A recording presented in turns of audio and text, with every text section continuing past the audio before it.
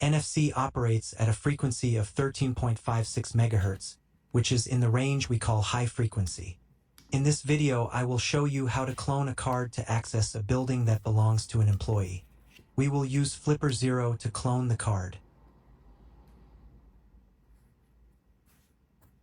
To do this, you will use the NFC option and then click Read. Place the card on the back of the flipper. Note that all keys and sectors have been found.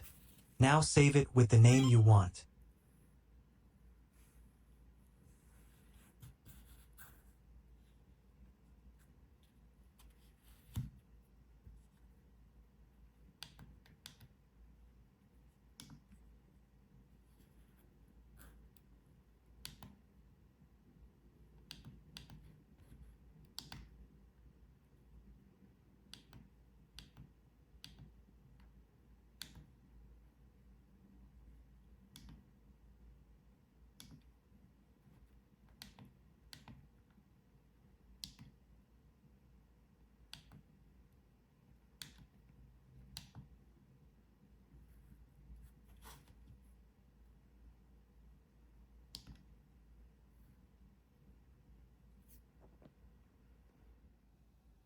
Now I will teach you how to save the information to another card.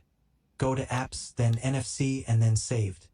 Select the name you saved reading in the previous step, in my case, Hidden Opening, and select the option Write to Initial Card, and place it on the new card.